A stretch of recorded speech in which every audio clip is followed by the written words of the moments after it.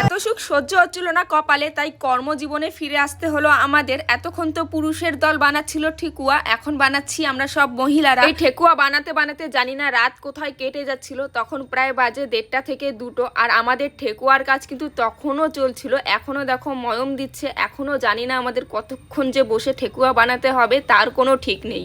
এসব করতে করতেই রাত তখন কেটেই গেছিল, রাত হয়ে ভোর হয়ে গেছে। আমি আর আমার বোন যাচ্ছি এখন ঘাটে, আর বাড়ির সবাই কিন্তু 3:30 নাগাদই ঘাটে পৌঁছে গেছিল। আমার তখন ভীষণ টায়ার্ড লাগছিল, যে কারণে আমি মাদের সাথে ঘাটে তখন যাইনি। আর যেহেতু আমি ঘাটে স্নান করব, তাই সঙ্গে করে কিন্তু জামা কাপড় নিয়েই এসেছি। আর এসে দেখি আমার মা তো বসে পড়েছে পুজোতে, আর আমিও এসে 1 সেকেন্ডও দেরি করিনি, এসেই মা গঙ্গায় একটা ডুব দিয়ে নিয়েছি। তারপর হাতে প্রদীপ আর ধূপকাঠি নিয়ে নেমে পড়েছি জল। হাতে প্রদীপ আর ধূপকাঠি নিয়ে আমরা ওই কনকনে ঠান্ডা জলের মধ্যে কাঁপতে কাঁপতে সূর্য দেবতার উদয় হওয়ার অপেক্ষা করছিলাম। তারপর ওখানে পুজো দিয়ে ভগবানকে প্রণাম জানিয়ে আমাদের জন্য চেঞ্জিং রুম বানানোই ছিল, যেখানে আমরা ভিজা জামা কাপড়গুলো চেঞ্জ করে নিয়ে বাড়িতে চলে এসেছি। আর বাড়িতে এসেই আমি তো লেগে পড়েছি কাজে, দেখতেই পারছো। এই যে কুলোর মধ্যে সবজিগুলো ছিল সেগুলোই বানানো হবে, সাথে কিছু কিছু সবজিও মা দিয়ে দিয়েছে যেন একটু বেশি হয়। আমার মা কিন্তু প্রায় 3 দিন ধরেই উপোস ছিল, কিন্তু তবুও আমার মার এনার্জি দেখো। বাড়িতে এসে খেয়েই কিন্তু লেগে পড়েছে কাজে। আসলে আমার মা এরকমই, কাজ ছাড়া থাকতে পারে না।